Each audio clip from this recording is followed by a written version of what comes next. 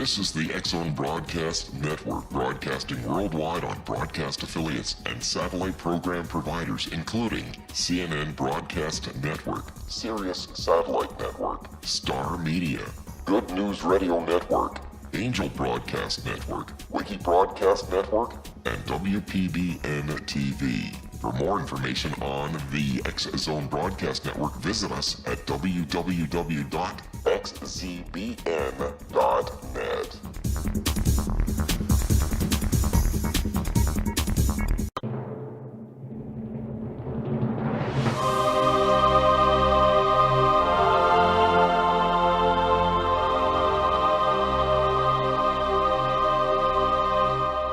The Science of Magic with Gwilda Wiyaka is largely an opinion talk show. All opinions, comments, or statements of fact expressed by Gwilda Wiyaka's guests are strictly their own and are not to be construed as those of the Science of Magic or endorsed in any manner by Gwilda Wiyaka, Relmar McConnell Media Company, its affiliated networks, stations, or employees.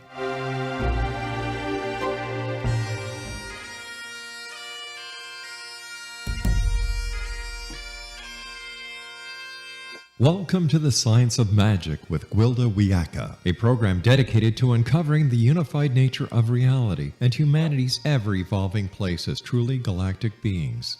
For more information on the Science of Magic with Gwilda Wiyaka, visit us online at www.thescienceofmagic.net.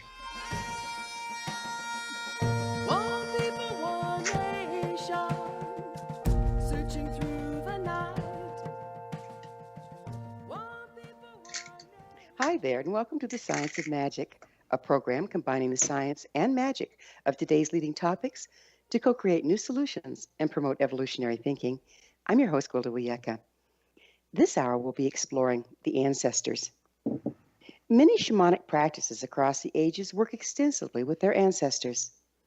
The Choctaw, for example, held their ancestors in such high regard that they used to carry the bones of their dead with them when the tribe moved from one location to another. All of my shamanic teachers had ancestors who returned from the other side as helping spirits. My teachers would perform a shamanic journey to those old ones when they needed guidance and access to ancient wisdom. Many times while serving as a death doula, I personally have witnessed the ancestral spirits of my clients coming to help them cross. In modern times, many families live apart and aren't as interconnected as they used to be. As a result, much of the wisdom of the elders has been lost.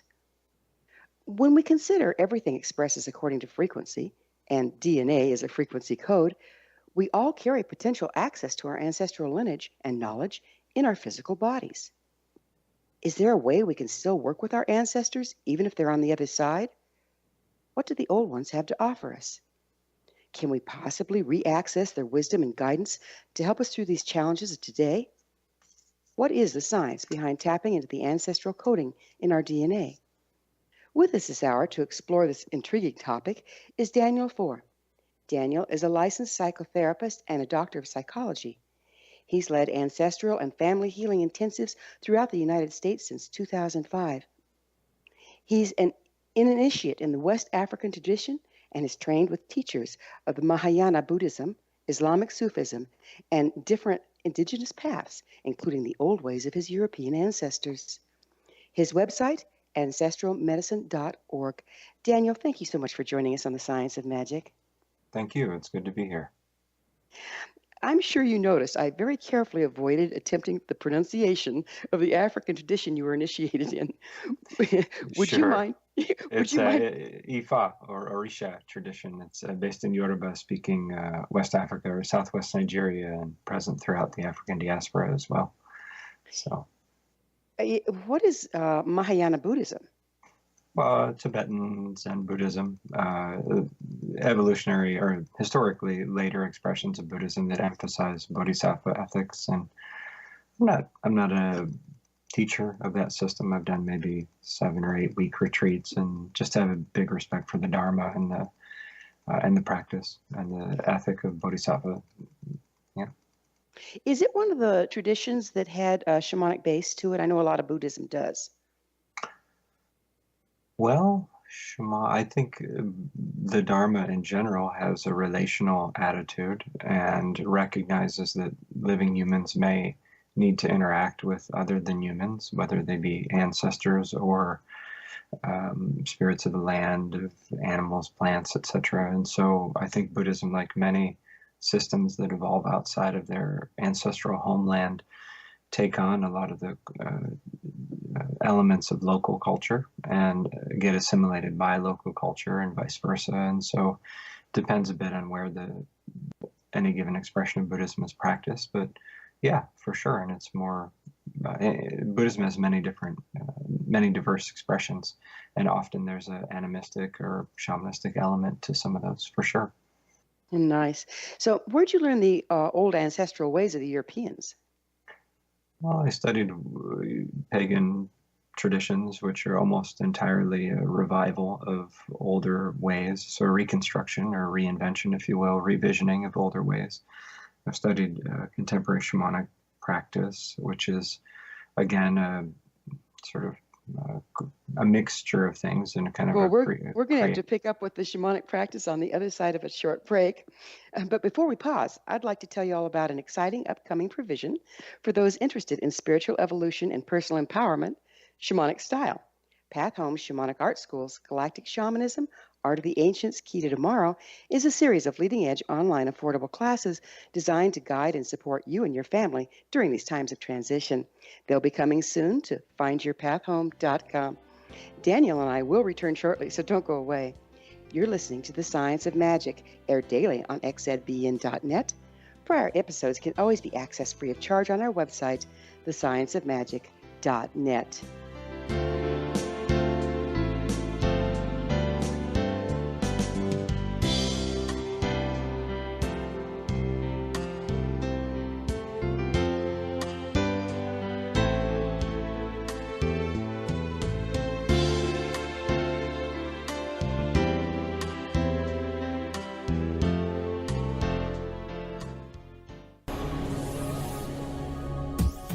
This is the X-Zone Broadcast Network, broadcasting worldwide on broadcast affiliates and satellite program providers, including CNN Broadcast Network, Sirius Satellite Network, Star Media, Good News Radio Network, Angel Broadcast Network, Wiki Broadcast Network, and WPBN TV. For more information on the X-Zone Broadcast Network, visit us at www.xzbn.net.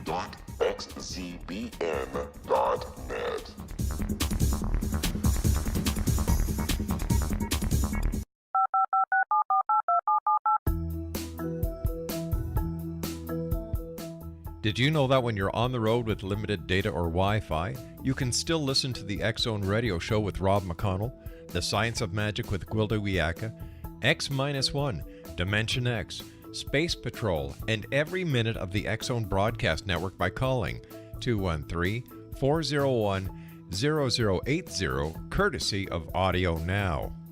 No smartphone, app, or internet needed. It saves your data plan and it's free if you have unlimited minutes. Call 213-401-0080 to listen on any phone, anytime, anywhere. Remember 213-401-0080 for the best of the paranormal, parapsychology, and sci-fi radio programming anywhere, 24/7, 365.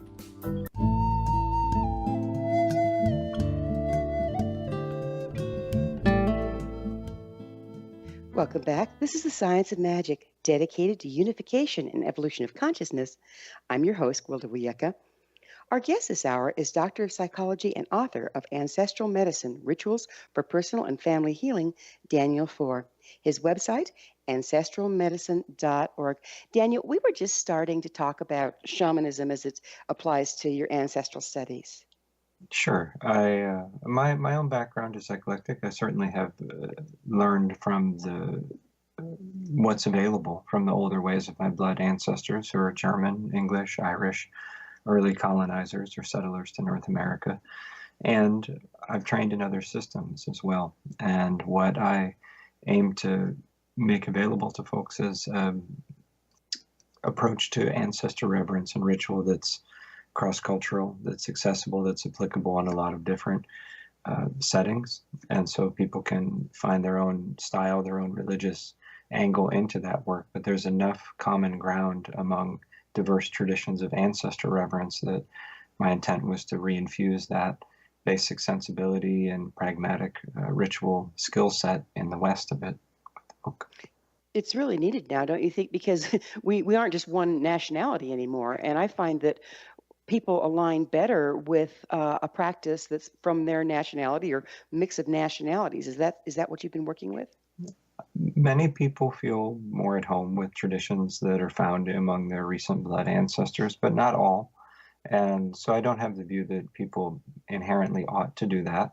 But if we're going to practice a tradition that's not of our blood, it's important to come with even more humility and respect and sensitivity. Of course, with an awareness of the history of the double genocide that this nation and the United States, at least, is founded upon, and much of the rest of the Americas, with harms toward Native people and African people.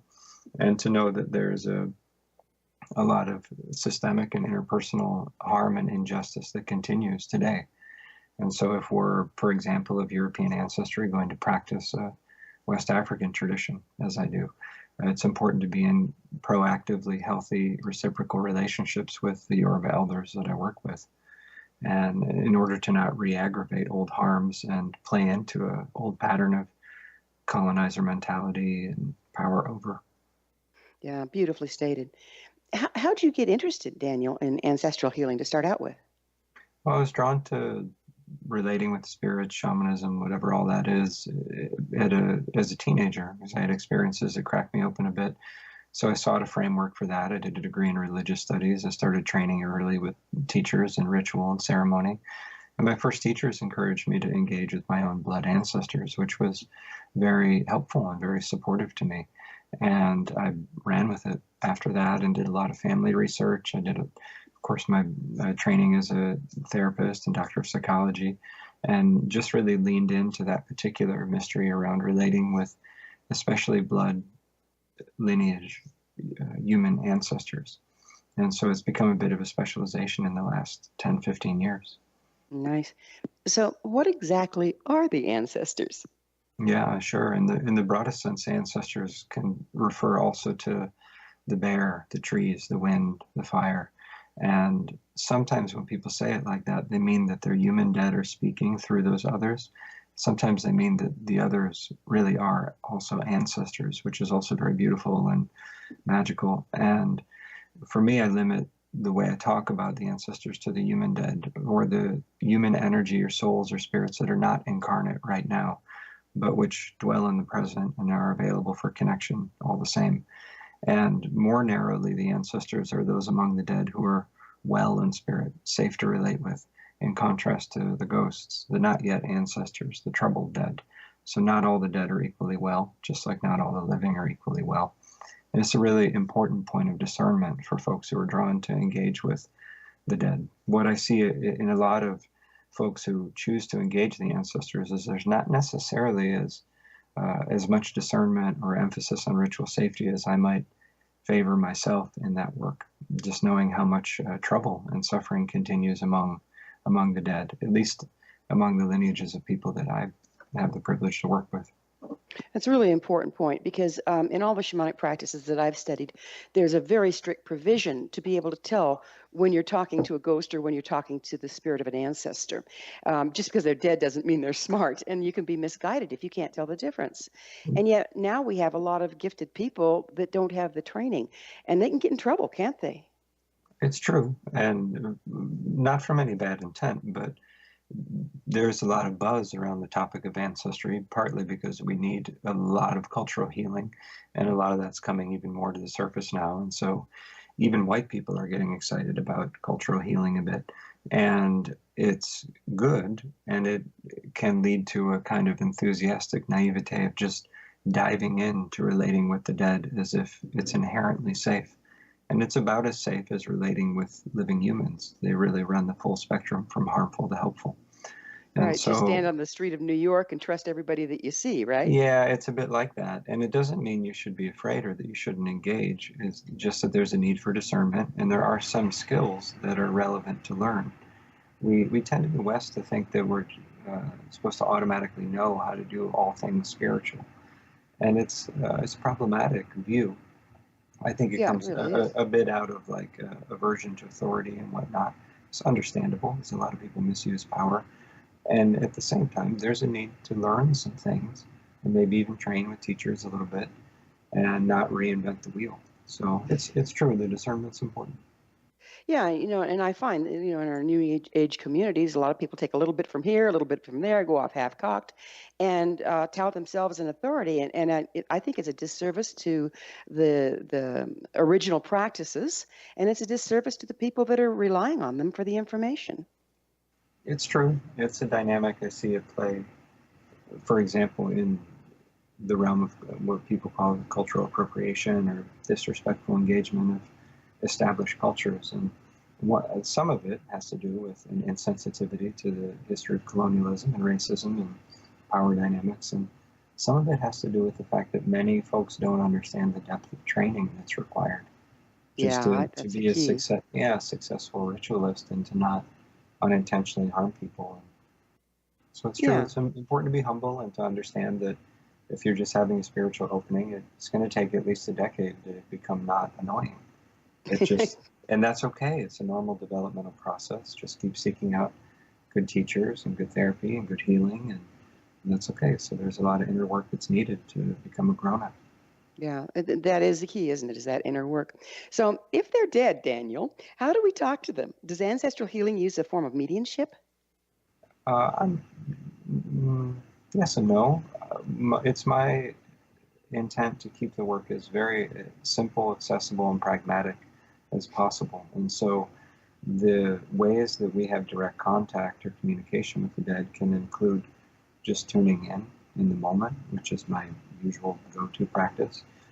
If it's a group that I'm guiding through a process, sometimes I'll use a drum to encourage a state of light trance or receptivity with guided intent. And dreams can be a time of contact, synchronicities or events that happen with the sense of charged meaning or presence from the dead. And we can, if we're in some sort of altered state, whether it's from fasting or from substance or from near-death experience, something like that, that can render us more open to contact with them. But it's actually quite common, and reclaiming that ability is a natural ability, is an act of repairing cultural damage and challenging the unspoken agreement that only other living humans are real. And if you communicate with something other than that, then you're crazy or you're foolish.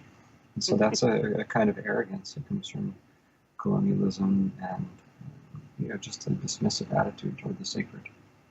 Well, you speak of the realm of the ancestors. What is that exactly? Well, many cultures have some basic model that includes this world and another world, or a seen or unseen, this spirit world and physical world. Of course, they're not separate, and there's a functional difference that needs somehow named, and yet those two realities intersect really deeply in many ways and many times and places. And so, in one sense, the ancestors are here.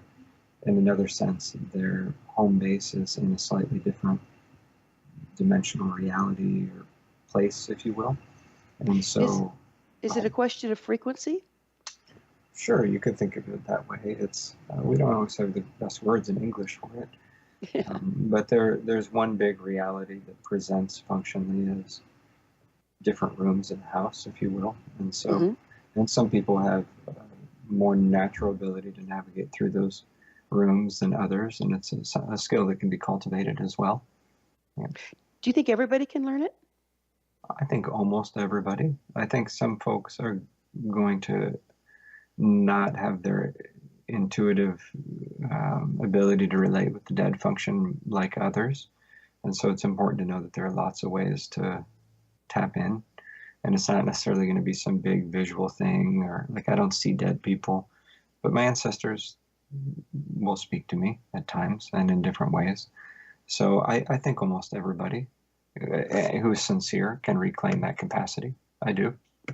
So how do you tell who you're talking to? If you just Well, kind of tune in, you know what I mean? If there's not a real process, is make sure that you're on the other side or whatever. How can you tell who you're talking to? well, it's a good question. It takes a bit of practice over time. The one of the ways is to have your trusted guides and powers with you, and to have them be like an extra added layer of security, if you will, and to ask, is this one that's presenting to me safe? Are they well? Are they an ancestor along this lineage? So one is having clear intent about what you're doing there in the first place, and asking, is this who I've come to meet with?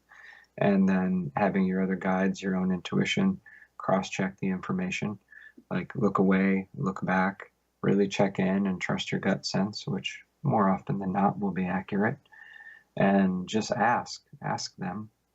And it's not so common if we're trusting our body wisdom and trusting our guides that we're going to get tricked by a spirit that presents one way but is actually another way.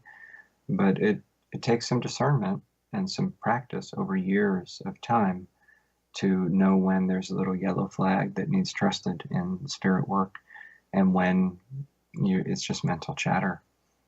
It sounds like you have a specific a ritual or a process that you use before even dropping in. Is that accurate? I Like, do. in other words, you're, I yeah. follow the heart of the book, and the heart of my work really is a systematic, safe, systematic, accessible, shareable method for repairing damage among one's blood lineage ancestors.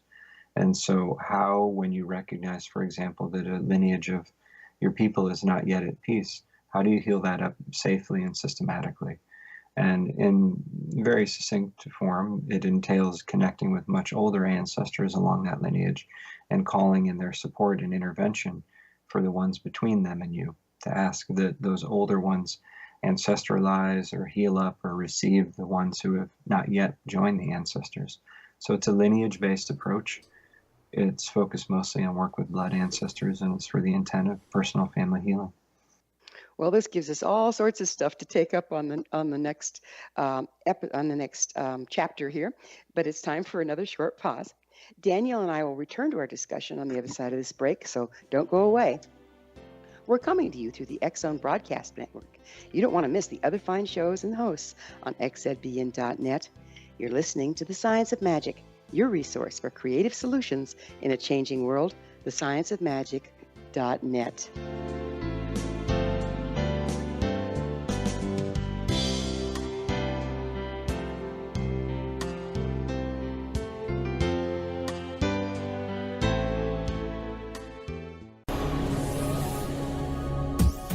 This is the X-Zone Broadcast Network, broadcasting worldwide on broadcast affiliates and satellite program providers, including CNN Broadcast Network, Sirius Satellite Network, Star Media, Good News Radio Network, Angel Broadcast Network, Wiki Broadcast Network, and WPBN TV. For more information on the X-Zone Broadcast Network, visit us at www.xzbn.net.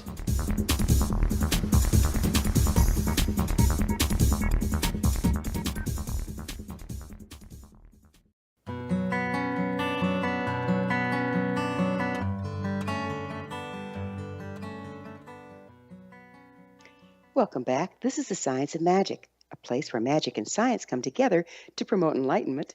I'm your host, Gwilda Wiyaka. Our guest this hour is Doctor of Psychology and author of Ancestral Medicine, Daniel Foor. His website, ancestralmedicine.org. Daniel, we were just about to get into some really interesting stuff about healing ancestrally. And, most people think, well, it's in the past, you can't do anything about it. Can you clarify how dealing with our dead ancestors can heal lineage? Sure. Well, one thing that's important is very cross-cultural is that you could say the dead are not dead or just no longer being physically incarnate. It is an important status change, but it doesn't mean you stop existing. There's a spirit or soul level reality, or realities, plural, that have continuity of consciousness after death. And it's important because our view often in the West is that our ethical, moral commitment or obligation to family ends with the death of the body.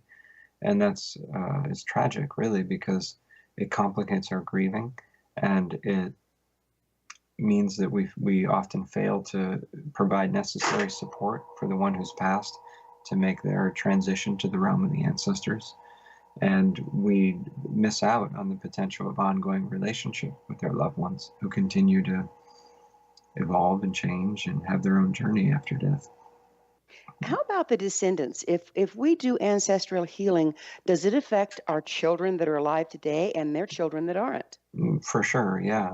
The ancestors and the descendants, they're the same. It doesn't, like, the ancestors aren't in the past. I don't like traditional cultures, as at least from my read on it and my training in Ifa practice, the ancestors are in the present. The ones who are being born are ancestors returning. Mm. And so the ancestors are really just the ones who, in the present moment, who are not physically incarnate right now. We talk about Earth as a marketplace and the ancestors as being home, and a trip to the Earth is like a trip to the market. But the dead, so to speak, are in the present. Yeah. So the ancestors and the descendants are all ancestors. Yes. Like, the word ancestor in English is misleading because it implies past, but you think of them as the not incarnate right now ones, and that those ones and the incarnate right now ones form two halves of a whole for humanity. Which takes us down another interesting rabbit hole. How does reincarnation and past life fit in here? Yeah, it's a big, good question, and I don't presume to be this kind of final authority on it. But for one, many cultures have the view that there are multiple souls, and so some aspects of what we are may return, some may continue to be available as ancestors. Another thing that's true is that many cultures recognize both, that one can return on a soul level and continue to be available as an ancestor. And think of it a bit like taking a dipper of water from a lineage or from a river, a current, a stream, and pouring that back into a human form. It doesn't mean the lineage ceases to be there or ceases to be available. And so it's very much a both and kind of model. And with respect to past lives, it's not a focus that I've seen personally given emphasis from many of the indigenous teachers I've worked with, despite their recognition that there's some type of rebirth. And the thing that has a note of caution for me about emphasizing past life experience is that you could clock or receive ancestral contact as a past life. And when you're saying it's a past life, you collapse the relational field. You say, this is just a part of me. This is just me in a past life, rather than, hello, grandmothers. Good to see you. Good to see your face. Good to meet you. And so I think it's important personally to err on the side of understanding contact from the spirits as contact with something that's not you, in order to preserve the quality of relationship. And at the same time, it's very seamless, isn't it? When do we cease and the others or the ancestors begin? It's kind of a seamless continuum, isn't it? It is, for sure. And like in our everyday life, it's, being a therapist, it's important to recognize where we end and others begin. And especially when we're talking about blood family ancestors, we're also of that lineage. And so it's true that we are an extension of a much bigger system and energy. And working with lineage ancestors does soften our sense of individuality, and in a way that's good. It's good medicine for a feeling of being isolated. Mm-hmm. And we do feel isolated, it seems like, in our culture today. It's kind of a sad state of affairs, the level of isolation that most people seem to experience right now. It's true. And I think another factor in that is just how much cultural wounding we are down lineage from. It's been a difficult last 500 years, even for white people. And the 1,000 years before that for European ancestor people was a period of time when the indigenous earth-honoring traditions of Europe were smashed into little fragments by Roman Empire and Christianity. And so it's been a tough bunch of recent centuries, and we're down lineage from often a lot of unhealed, unmetabolized ancestral pain. Yeah, thus the fragmentation and the disconnect that we're experiencing as a culture.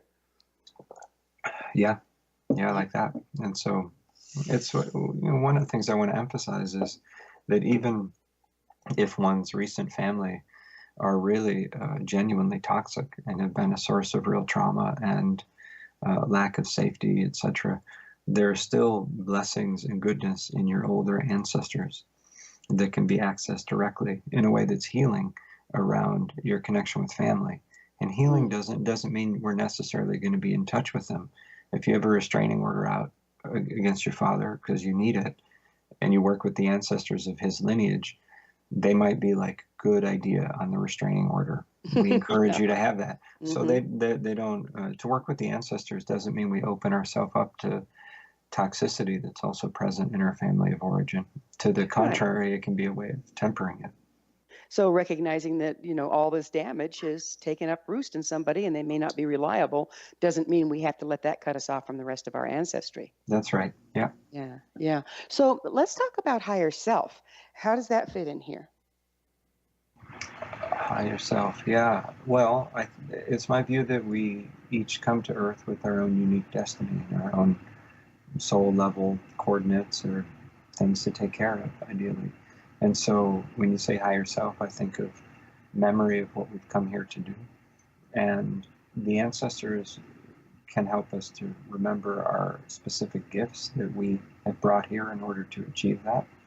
There's a lot of the blessings that we're walking with, whether or not they're activated, are ancestral inheritances. And so we can have clarity about our destiny, but unless we have the power and motivation to fulfill it, it's knowledge that hasn't been actualized. And so the ancestors are helpful for that. And they remember, because they've lived it, what it is to have a fulfilled life in service to the earth and the spirits and the many beings here. And so the best of the ancestors, they are exemplary. They're models for how to be a grown-up and a well-adjusted, helpful human. Do you think, you talk about we have something to do, and I definitely believe in life purpose, work with it a lot myself. Do you think that job or mission or to do kind of is and the next chapter is by the next generation coming up? Do you think there's a ancestral mission, if you will? You're saying is there a larger cultural destiny or story that's playing out? No, I mean, following from ancestors to the descendants, that there's kind of a lineage job that we kind of team up to do. Yeah, I do think so. I think a lot of what we are entrusted with is unresolved work or inherited work from lineages. I see it that way. And do you see us in a time, there's a lot of talk about this being very intense times, very transitional times. Do you see that? And if so, how does that relate to ancestral work? Yeah, of course. I mean, we're in crisis on the planet. We're in it really deep, and we're headed deeper into it. And there are 50 to 100 forms of life that will go extinct today because of human behavior. And so there's a tremendous amount of harm that's being played out, not to mention the harm of humans toward one another. And so I think the ancestors deeply, the ones who are well among the dead, the ancestors, are rooting for us to work it out. And they wish to be more consciously invited into that process and to have their energy involved in it for even better outcomes. But I don't think anything's guaranteed. And I don't think it's automatic that we're going to somehow have these more aware outcomes. But I think it's possible. And so it's up to each of us to do our specific, unique part in that and lean in and be tenacious and be committed.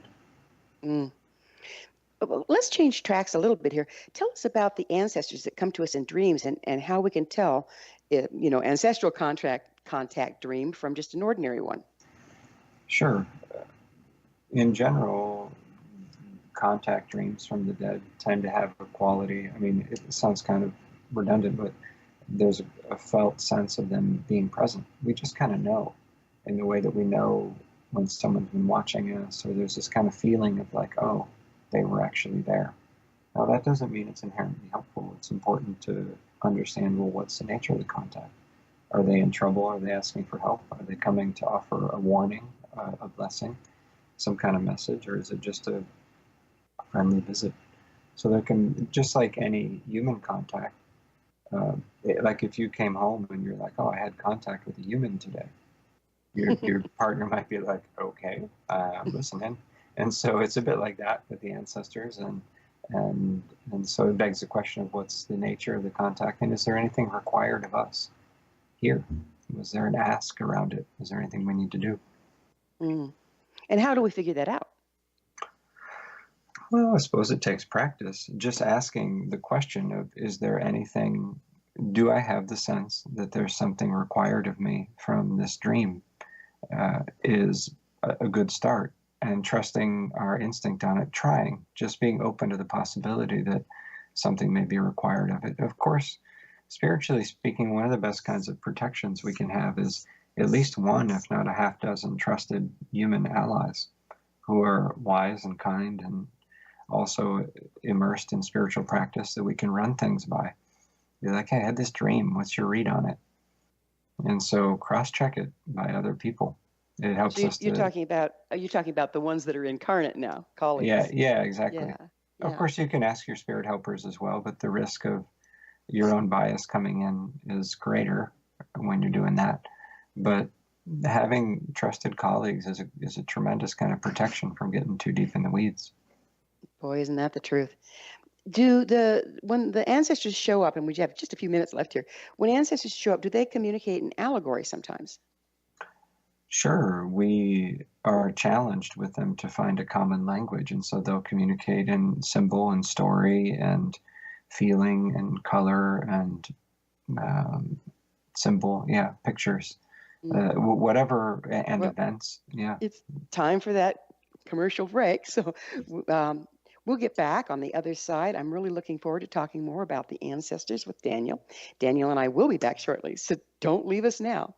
This is The Science of Magic, your resource to altruistic professionals of science and the esoteric, working to create common ground for the betterment of our world. Join our email family to receive our amazing topic-driven episode collections at thescienceofmagic.net.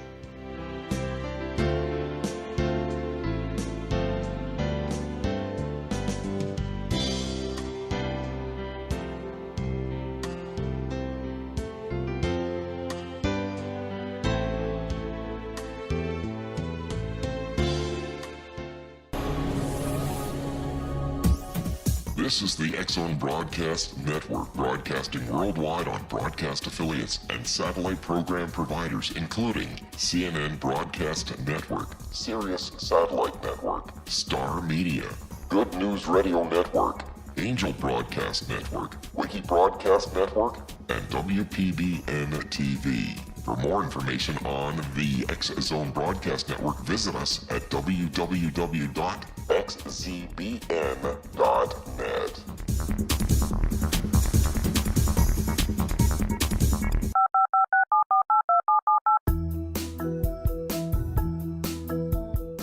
Did you know that when you're on the road with limited data or Wi-Fi, you can still listen to the X-Zone Radio Show with Rob McConnell, The Science of Magic with Gwilda Wiyaka, X-1, Dimension X, Space Patrol, and every minute of the X-Zone Broadcast Network by calling 213-401-0080, courtesy of Audio Now. No smartphone, app, or internet needed. It saves your data plan and it's free if you have unlimited minutes. Call 213-401-0080 to listen on any phone, anytime, anywhere. Remember 213-401-0080 for the best of the paranormal, parapsychology, and sci-fi radio programming anywhere, 24/7, 365.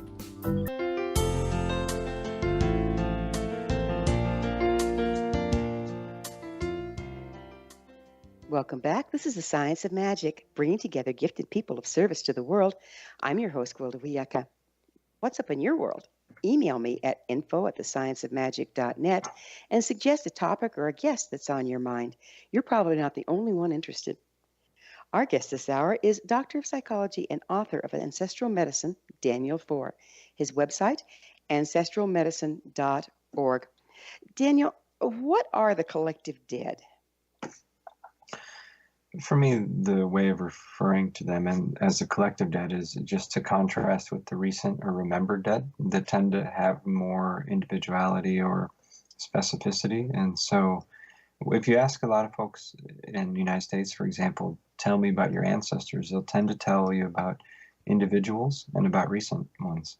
And a lot of traditionalists around the world may include the recent individuals, but they also include lineages or groups of ancestors. And they also include those who lived before remembered names. And so the farther back we go, generally speaking, the more likely it is that we're relating with the whole lineage or group or collective of ancestors. You know, a lot of the traditions that I've worked with, and of course, shamanic is my background, speak of blood. Blood is very important. In fact, a lot of them will give blood sacrifice and this sort of thing. What can you tell us about ancestral work as it relates to the DNA? I do see blood as being important. It's important to not, to make sure the shadow side of that doesn't come out, because so much harm continues to be perpetuated by this idea that my ancestors or my blood is somehow better than yours. So of course, good to avoid that. But I do see that when the ancestors are healed and well, that has a good effect on the bones and blood and body and DNA, if you will, of us here. And so making sure that our recent and more distant lineages are deeply healed and deeply at peace is good for our health. And a lot of physical, mental, emotional trouble that we suffer with it's ancestral, it's intergenerational. It didn't just come out of nowhere. And so if we seek to have healing for the system that it's arising from, that can have a good effect personally in our lives today.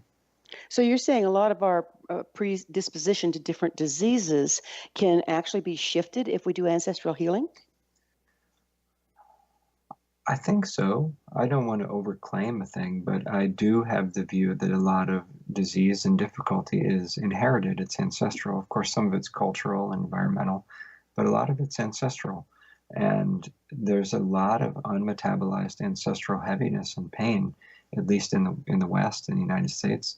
And so healing that up is good for the body. And so it's hard to quantify in any given case how much impact it would have, but and even if you have a condition that's fatal, making sure that your ancestors are well in spirit ensures that you'll have a better death. They might be happier to see you, huh? Well, I mean, we're all headed there. Life is fatal, right? So we are, it's good to prepare for that. Otherwise, we'll be neurotic and fearful and a stress to people around us because we're not ready to die. Yeah. You know, it occurs to me that if we had a deeper understanding of this ancestral concept, that fear would fade a little bit. I see it that way, yeah. And a lot of folks are afraid, whether or not it's conscious, to go be with their ancestors because they understand that their ancestors are not very at peace.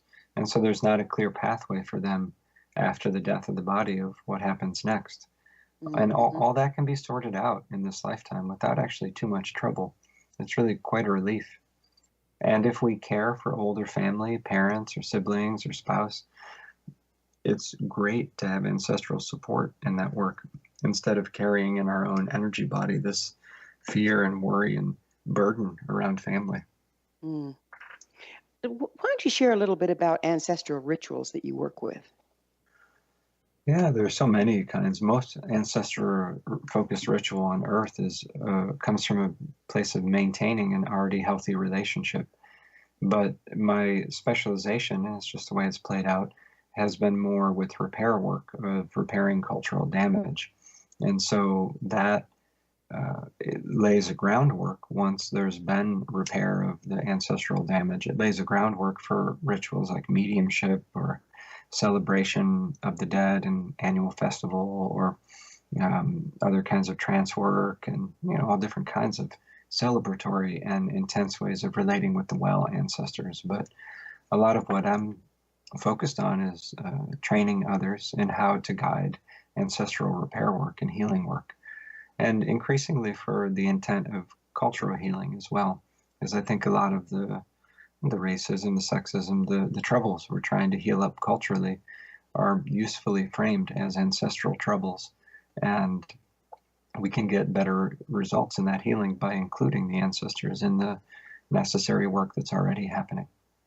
Now, I know you can't claim things heal things, but just from your opinion, what all do you think can be healed through this work?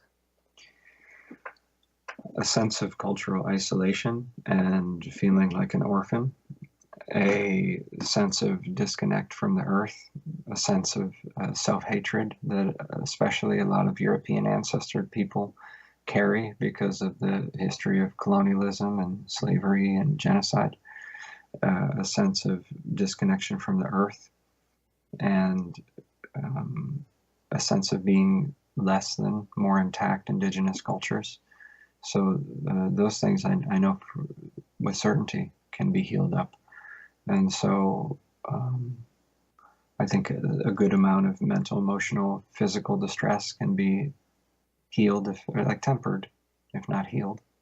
Mm. And our fear of death, and our just fear of, by extension, our fear of being really alive and courageous. How about somebody that was adopted and really has no idea what their ancestry is? Yeah, sure. I've worked with a lot of adoptees, and the ancestors are just as available to them. Even people who have a lot of genealogical information and grew up in a very secure family, they still only have a fraction of the understanding of their larger ancestry. And so it's important to not, they have a different problem, and the risk is projecting this knowledge of the last few hundred years onto the few thousand or more years before that. So adoptees, in respect to the pain that's often involved in that, can have just as deep and sustained and transformative relationship with their blood ancestors as anybody else. They're as far away as their bones and blood and body. Mm. You know, the Choctaws' habit of carrying the bones of their dead. What do you think is behind that? Because it's a fairly common tradition. Yeah, I can't presume to speak on Choctaw culture in that way, but I know that the bones, the remains, are a point of contact with the spirits of the dead for many, many people on Earth. And we see it that way. Even secular American people would frown upon desecrating a graveyard or the remains. There's an instinctual understanding that it's an ongoing link with the dead. And so it's a bit like carrying your ancestors with you. And It kind of can go back to the DNA or the frequency to be able to align with them, can't it? yeah, perhaps. I don't see the contact with the remains as being essential for relating with ancestors. We're quite mobile, and the remains are not always recovered, and life's messy and complicated. But having said that, the remains are sacred, and it's important to relate with them with reverence in whatever way is right for you culturally. Mm. So another odd subject here is, what about possession? Are you familiar with depossession, possession, possessing spirits, and how does that relate to contact with the ancestors? Sure. The word possession is, I mean, in Ifa tradition, we work with possession, intentional, beneficial possession quite a lot. The word possession has a lot of racist history around it in the West, from European ancestor people being freaked out by the intact spirit traditions of often enslaved African peoples in the Americas. And so there can be a judgmental tone to possession work. But incorporation, possession runs the full spectrum from beneficial to not beneficial or not voluntary. And so it's important to unpackage what's intended here, or what's meant when we're talking about it. And so, like in Orisha tradition, we do a lot of possession work on purpose. It's quite lovely and ecstatic. And Right. Yeah, like the Kachinas would actually be possessed by star beings, and that's what the dance was about, is to bring that wisdom through. So there is intentional possession that's beneficial. yeah, and at times the dead who are not yet well are around the living or have an unhelpful way. It's kind of a spirit intrusion, or occasionally if someone's quite fragmented, the dead are quite strong, then a full possession, meaning that they're really speaking through the person, which is less common than the unhelpful dead just kind of weighing on a person or drawing energy from them. And so that does happen quite a bit. And it's not an evil thing, but it's not helpful either. And so we just have a bit of a cultural blind spot around it. And it's important to know how to set boundaries with the unseen or the spirit world. Not everything's helpful that's in spirit form. Well, this has been absolutely enlightening, Daniel. It's hard to believe, but we're already out of time. Daniel, thanks so much for joining us on the show. Yeah, thank you so much. Our guest this hour has been Doctor of Psychology and author of Ancestral Medicine, Rituals for Personal and Family Healing, Daniel Foor. His website, ancestralmedicine.org. This has been The Science of Magic. Join our email family to be the first to receive our thought-provoking, topic-driven episode collections at thescienceofmagic.net. Until next time, dear ones, may you be blessed with knowledge and comforted with love as you explore your ancestry.